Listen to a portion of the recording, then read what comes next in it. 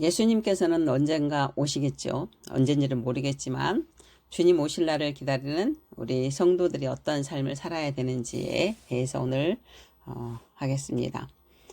본문을 한번 같이 읽으실까요? 데살로니가전서 4장 14절에서 5장 6절 시작. 우리가 예수께서 죽으셨다가 다시 살아나심을 믿을진데 이와 같이 예수 안에서 자는 자들도 하나님이 그와 함께 데리고 오시리라. 주께서 호령과 천사장의 소리와 하나님의 나팔 소리로 친히 하늘로부터 강림하시리니 그리스도 안에서 죽은 자들이 먼저 일어나고 그 후에 우리 살아남은 자들도 그들과 함께 구름 속으로 끌어올려 공중에서 주를 영접하게 하시리니 그리하여 우리가 항상 주와 함께 있으리라. 그러므로 우리는 다른 이들과 같이 자지 말고 오직 깨어 정신을 차릴지라. 주님, 오늘 이 제목으로 데살로니가전서 4장 13절에서 5장 11절까지를 하겠는데요. 데살로니가 성도들에게 있어서 핍박과 환난을 견딜 수 있는 가장 큰 힘이 아마도 예수 그리스도의 재림, 강림이었을 것입니다. 데살로니가 후서를 보면은요, 4절에 이런 말씀이 나와요. 그러므로 너희가 견디고 있는 모든 박해와 환난 중에서 너희 인내와 믿음으로 말미암아 하나님의 여러 교회에서 우리가 친히 자랑하노라. 이렇게 사도 바울이 얘기하는 걸 보면은 얼마나 큰 박해와 환난이 있었는지를 우리가 짐작할 수 있어요. 그렇다면 그것을 견딜 수 있었던 것은 예수님이 오신다는 거, 다시 오신다는 거. 물론 데살로니가 교회뿐 아니라 초대교회 성도들에게 있어서 주님의 재림은 간절한 소망이었을 거예요. 엄청난 핍박이 있었으니까.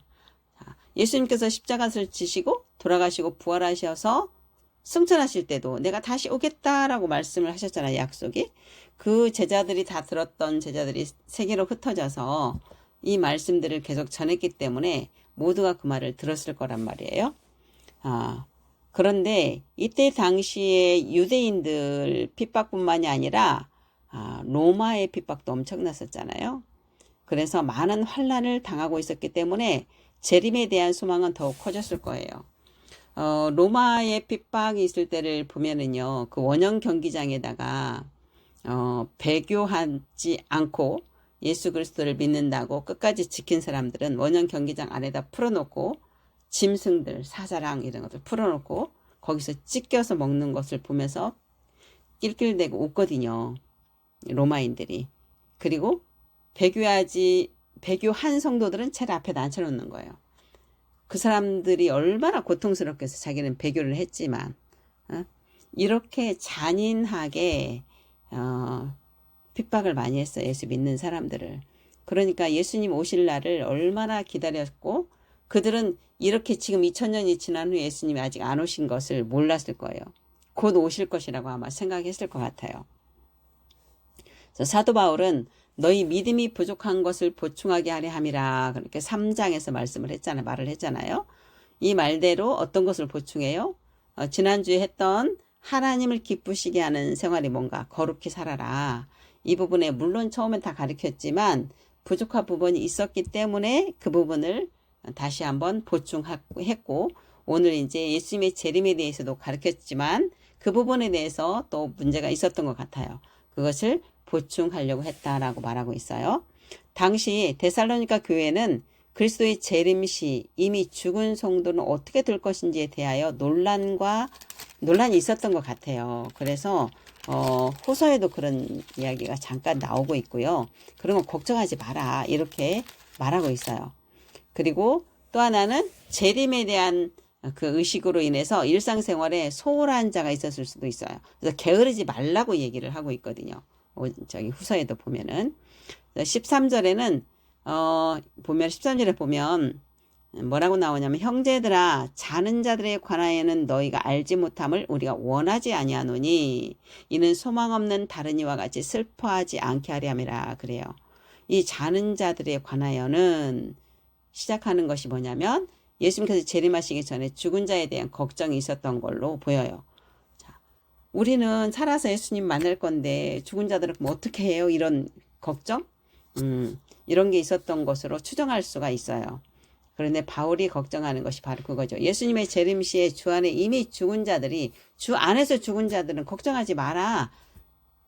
그리스도와 만나지 못할 것이라는 잘못된 그 믿음에 빠져 있는 자들에게 슬퍼할 이유가 없어. 그리스도 안에서 자는 자들은.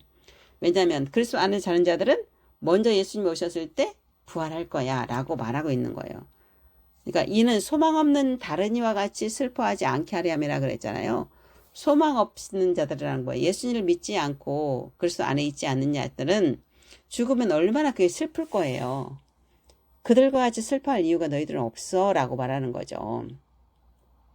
그리고 자는 자들로 표현하고 있는 것은 성경에서는 죽은 자를 얘기하는 거예요.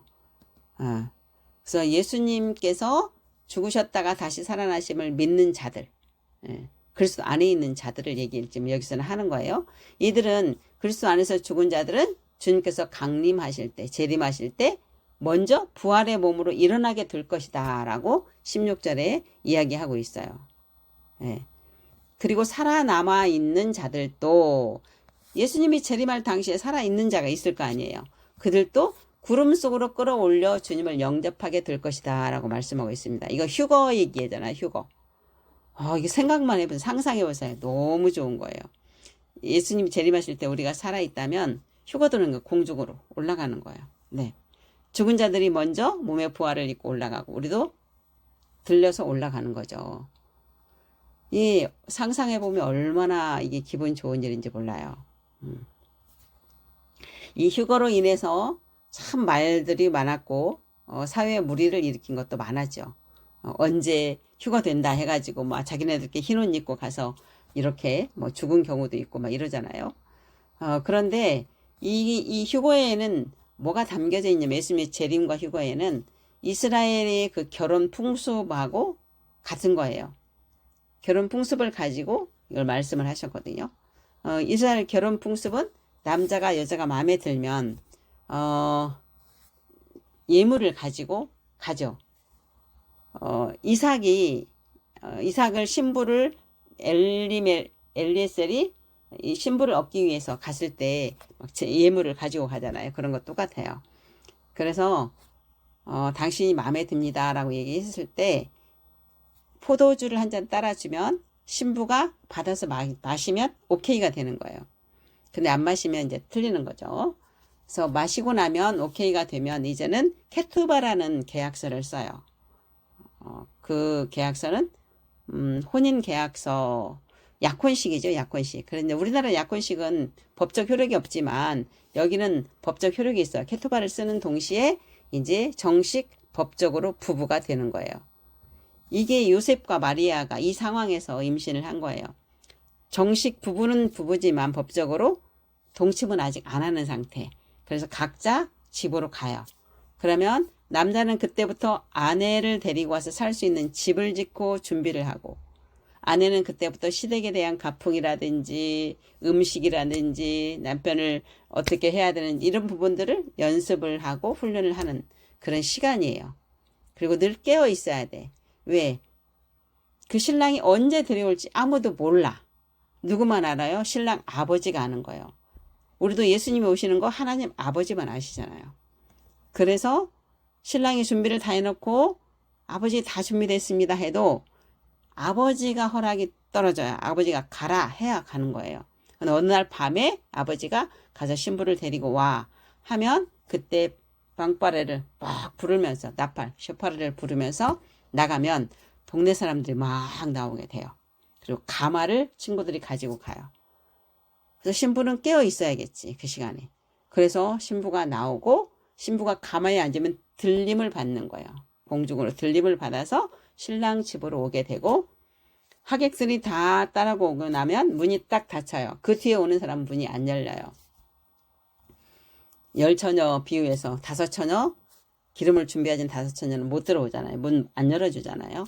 그래서 그 안에서 7일 동안 이제 성대하게 결혼식 파티가 열리는 거예요. 똑같아요. 지금 예수님이 재림하시는 날도 하나님 아버지만 아시는데 이렇게 우리를 하실 거예요. 자, 고린도전서 15장 51에서 52절을 보면 나팔 소리가 나매 죽은 자들이 썩지 아니할 것으로 다시 살아나고 몸의 부활을 입고 살아난다고 얘기하는 거잖아요. 우리도 변화되리라. 이 썩을 것이 반드시 썩지 아니할 것을 입겠고 이 죽을 것이 죽지 아니함을 입으리라 이랬어요. 우리는 그러니까 반드시 부활해서 올라가는 거예요. 17절에 보면 끌어올려라는 말이 나와요. 끌어올려. 이게 하르파조라는 말이에요. 하르파조, 헬라어로 강제로 취하다, 강탈해 가는 것을 의미하는 동사인데요. 여기에는 돌연성과 강제성이 내포되어 있어요. 어느 날 돌연히 나를 딱 끌어올라가는 거예요. 내 의도와 자신의 의사와 상관이 없어요. 그냥 타인에 의해서, 하나님에 의해서 자신도 깨닫지 못하는 순간 일이 일어난다는 것을 의미하고 있는 거예요. 바울이 환상 중에 셋째 하늘에 이끌려 갔을 때 똑같은 단어를 썼어요. 고린도후서 12장 2절에 내가 그리스도 안에 있는 한 사람을 아노니 그는 14년 전에 셋째 하늘에 이끌려 간지라 해서 이끌려 가니 하르파조라는 단어예요. 근데 바울이 거기다 무슨 말을 썼냐면 그가 몸 안에 있었는지 몸 밖에 있었는지 나는 모르거니와 하나님은 아시느니라 그래요. 그러니까 자신도 모르는 상황에서 셋째 하늘을 올라갔다 온 거예요. 이게 성령님이 임하셔서 나를 딱 통치하는 순간 그것은 내가 어찌 할 수가 없어요. 내 혼과 몸을 내가 어떻게 할 수가 없어요.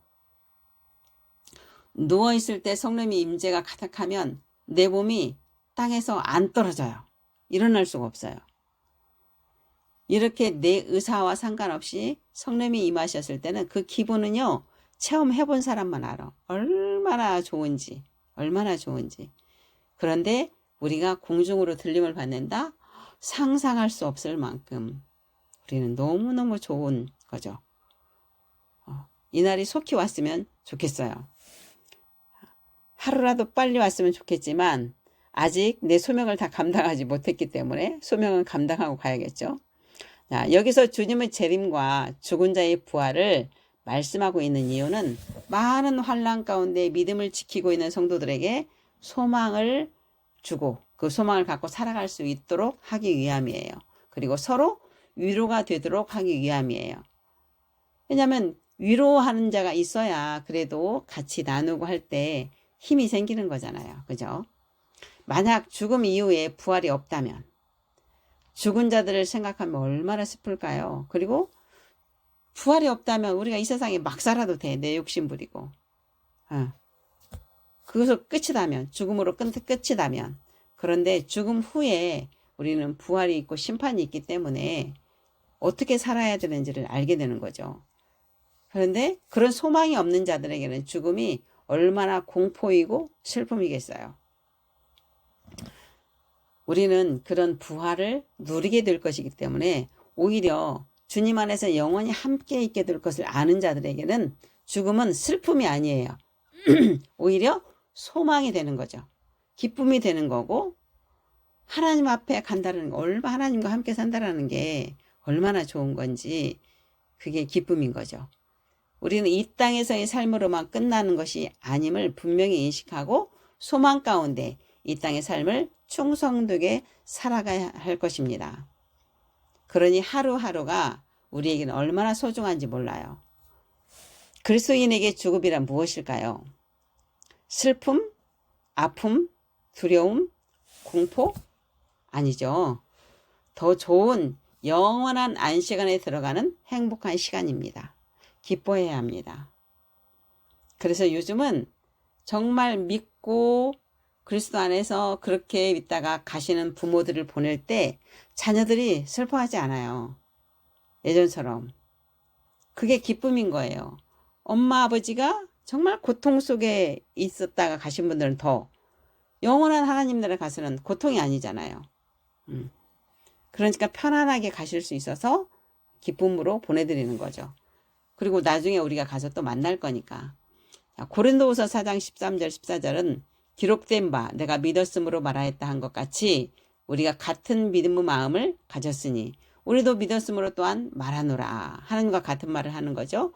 주 예수를 다시 살리시니가 예수에 함께 우리도 다시 살리사 너희와 함께 그 앞에 서게 하실 줄을 아노라. 우리는 분명히 이런 소망이 있어요. 계시록 16장 15절을 보면 보라 내가 도둑같이 오리니 누구든지 깨어 자기 옷을 지켜 벌거벗고 다니지 아니하며 자기 부끄러움을 보이지 아니하는 자는 복이 있도다. 깨어 자기 옷을 지켜 예수 그리스도 옷을 우리는 입은 자잖아요. 의의 옷을 입은 자잖아요. 그 옷을 지키라는 거야. 의의 옷을. 벌거벗지 말라고 얘기하는 거예요. 육신의 생각으로 하지 말라는 뜻과 같아요. 마태복음 13장 43절 그때에 의인들은 자기 아버지 나라에서 해와 같이 빛나리라. 귀 있는 자는 들으라 그랬어요. 의인들, 우리가 의인이잖아요. 아버지 나라에서 하나님 나라에서 해와 같이 빛날 것이다 라고 이야기하고 있습니다. 이게 우리의 소망이죠. 내 귀 있는 자는 들으라 그랬어요. 이 듣는 것이 얼마나 축복인지 몰라요. 얼마나 축복인지 몰라요. 네. 양육을 하다 보면, 사역을 하다 보면 정말 듣지 않는 사람이 있어요. 처음에는 또 이 복음이 너무 좋다고 들었다가 어느 순간 다른 데로 가버리는 경우도 많아요. 이상한 데로. 소문에 의하면 원래대로 되돌아갔다라는 이야기를 얼마 전에도 들었어요. 이렇게 복 있는 자가 들을 수 있는 거예요. 복 있는 자가. 자, 5장 이제 데살로니가 5장에 넘어가면 1절부터 11절의 말씀은 주님의 재림이 언제 올 것인가에 대한 말씀을 하고 있어요. 5장 1, 2절을 보면 형제들아 때와 시기에 관하여는 너희에게 쓸 것이 없음은 주의 날이 밤에 도둑같이 이를 줄을 너희 자신이 자세히 알기 때문이라 그랬어요. 여기서 때는 헬라어로 크로노스로 물리적인 시간이에요. 하루, 이틀, 오늘, 내일, 몇 년 이렇게. 시기는 카이로스로 하나님의 시간, 하나님의 때를 말하는 거예요. 이것은 너희들이 알 수 없어. 왜? 하나님 아버지만 알잖아요. 도둑이 언제 올지 모르는 것처럼 하나님께서 언제 오실지 우리는 모른다 얘기하고 있어요. 근데 이 카이로스가 복수로 쓰였어요. 복수로. 단수가 아니라. 그래서 어느 한 사건으로 도래하지 않을 것이다. 종말에 마지막 때는 다양한 사건들이 발생하면서 이루어질 것이라는 것을 암시하고 있는데요. 보세요. 성경에를 보면은 사랑이 식어지고 민족이 민족을 대적하고 난리가 소문이 날 것이며 지진이 일어나고 막 이런 일이 있어야 된다라고 말하고 있잖아요. 그런 다양한 사건들이 발생한다라고 이야기를 하고 있어요. 성경에는. 근데 지금도 지금 세상을 보면 그렇게 돌아가고 있어요. 얼마나 많은 사건, 사고에 전쟁에 이런 일들이 벌어지고 있나요? 이제 어둠의 소막이 들이오고 있는 거예요. 마지막 때에 초입에 들어가고 있는 거예요. 그러니까 우리는 늘 깨어 있어야만 되는 거죠. 바울은 예수님의 재림이 언제인지 누구도 모른다고 말하고 있는 것입니다. 그리고 주의 날이 도둑같이 이른다고 말하고 있어요. 5장 3절을 보면 그들이 평안하다 안전하다 할 그때에 임신한 여자에게 해산의 고통이 이름과 같이 멸망이 갑자기 그들에게 이르니 결코 피하지 못하리라 그랬어요. 지금은 임신한 여자가 언제 나을지 알아요. 병원이 있어서. 이때 당시에는 몰랐겠죠.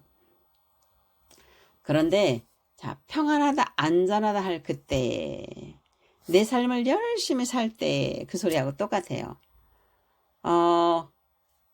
그 노아의 홍수 사건 때도 120년 동안 노아가 그 배를 만들면서 말하지 않았겠어요? 그러지만 성경에 보면 먹고 마시고 시집가고 장가가고 했다라고 써 있어요. 그러니까 심판이 올 거라고 생각조차 안 하고 내 삶을 열심히 살았다라고 하는 거하고 똑같은 거예요. 소돔과 고모라 때도 똑같았어요. 그런 것처럼 마지막 때도 예수님이 재림할 때도 같을 것이라 라고 성경에서는 말씀하고 있거든요. 그러니까 평안하다, 안전하다, 내 삶이 좋아 이렇게 살 때 어느 날 갑자기 오실 수 있다라고 얘기하는 거죠. 그러나 언제인지는 분명하지 않지만 그날을 잘 준비하고 있는 자들에게는 도둑같이 임한다라고 말할 수 없다라고 4절에 이야기하고 있어요. 형제들아 너희는 어둠에서 있지 아니하며 그날이 도둑같이 너희에게 임하지 아니할지니. 그럼 결국은 그리스도 안에 있는 자들에게는 분명히 사인이 오고 알 거라는 거죠. 성령님께서 알려주시기 때문에. 예. 자, 그러면 주님이 오실 날을 기다리는 성도의 삶은 어떠해야 할까요? 첫째는 6절에 보면 언제 오시든지 우리가 빛의 아들과 낮의 아들로 깨어 정신을 차리고 살아간다면 주님의 재림은 오히려 우리가 구원의 기쁨을 마음껏 누리게 되는 날이 될 것이다 라고 말하고 있어요.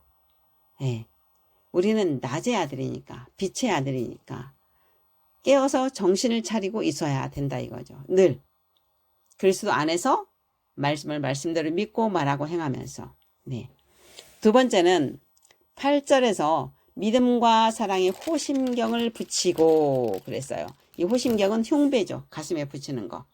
그러니까 믿음과 사랑의 흉배는 믿음과 사랑으로 무장된 성도의 삶을 상징적으로 표현하는 거예요. 네. 하나님에 대한 말씀의 믿음, 그 확실한 신뢰와 그리고 그걸로 믿음으로 무장되어서 말씀대로 살아가는 그리고 사랑으로 베푸는 그런 성도의 삶을 말하는 거예요. 그렇게 살아갈 때 우리는 그렇게 멸망을 당하지 않는다. 그 얘기를 하는 거죠. 그리고 구원의 소망에 투구를 써라 그랬어요. 당연히 우리는 마지막 날에 예수님이 재림할 때 어린 양이 혼인잔치에 참여할 거야. 이 소망을 가지고 살아라. 이게 마지막 날 예수님이 오실 날을 기다리는 성도의 삶이라고 지금 데살로니가 전서에서 말하고 있습니다. 물론 다른 책을 보면 여러 가지가 많이 있지만 이 책에서는 이렇게 말하고 있습니다. 중요한 것은 우리가 종말의 때를 기다리며 살아가는 믿음의 태도예요. 믿음의 태도가 얼마나 중요한지 몰라요. 말씀이 그러하면 그런 것이기 때문에 말씀에 있는 것을 그게 사실이라는 것을 확실히 우리가 믿음으로 받아들여야 돼요. 그런 삶이 살아갈 때, 그런 삶으로 살아갈 때 우리는 예수님의 재림이 소망이 되는 거죠. 또 하나는 하나님이 우리를 세우신 목적이 무엇일까요? 회복시킨 목적. 첫째는 9절에 보면 예수 그리스도로 말미암아 구원을 받게 하시려고 그렇게 써 있어요. 자, 구원만 받으라고 할까요? 그것은 하나님 나라 확장을 위해서 우리를 회복시킨 거예요. 그러니까 우리 말 한마디, 생각 하나가 얼마나 중요한지 여러 번 말씀드렸었잖아요. 우리가 하나님의 말씀을 말하고 좋은 것을 말할 때는 하나님 나라가 확장하는 데 우리가 일익을 감당하고 있지만 그렇지 않고 나쁜 말을 하게 되고 나쁜 생각을 하게 되면 마귀의 나라를 넓히는 일을 하고 있다. 그러니 하나님과 원수가 되는 거다라고 말씀드렸어요. 그래서 우리가 언제나 하나님의 말씀을 말씀대로 믿고 말하면서 우리의 창조 목적대로 하나님 우리를 창조하시고 회복시킨 목적대로 살아가는 것이 하나님을 기쁘시게 하는 삶이고 마지막을 준비하는 삶이겠죠. 네. 두 번째는 10절에 보면 깨어있든지 자든지 자기와 함께 살게 하려 하심이라 그랬어요. 자, 깨어있든지 우리가 살아서 늘 깨어있는 사람과 자는 것도 예수 안에서 잠을 자는 죽은 자들도 언제나 예수님과 함께 하기 위함이다. 왜? 우리 안에 하나님의 생명으로 오신 이유가 우리와 함께 하기 위한 거잖아요. 우리가 하나 되기 위한 거잖아요. 예수님이 하나님 아버지가 하나 되어서 그렇게 일을 하나님이 하시라는 것을 그대로 했던 것처럼 우리도 예수님이 우리 안에 오셔서 예수님과 하나 되어서 그렇게 하기를 하나님은 가장 원하세요. 하나님이 가장 원하시는 건 바로 그거예요. 우리가 예수님처럼 하는 거. 예수님처럼 사는 거예요. 그렇다면 우리가 늘 깨어있어 자기를 부인하고 자기 십자가 지면서 나는 죽고 예수 그리스도로 살아가는 거예요. 하나님을 얼마큼 나타냈느냐 그걸 가지고 심판 때 분별을 할 거예요. 이게 너무 중요해요. 내가 내 의로 얼마나 봉사하고 얼마나 열심히 하고 이것이 잣대가 아니에요. 내가 하나님을 얼마큼 나타내고 살았느냐 예수님처럼 살았느냐 그것이 관건이에요. 그렇기 때문에 하나님께서 우리를 세우신 목적에 맞게 창조 목적에 맞게 우리는 그 삶을 살아야 하는 것이죠. 5장 11절을 보면 그러므로 피차 권면하고 서로 덕을 세우기를 너희가 하는 것 같이 하라 그랬어요.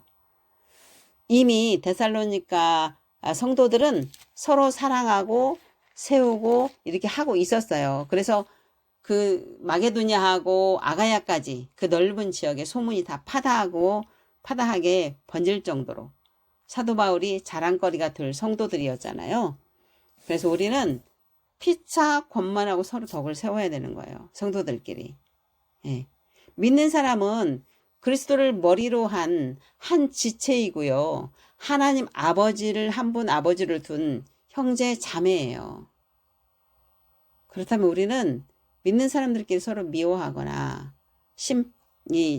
뭐라고 하거나 정죄하거나 이러면 안 되는 거죠.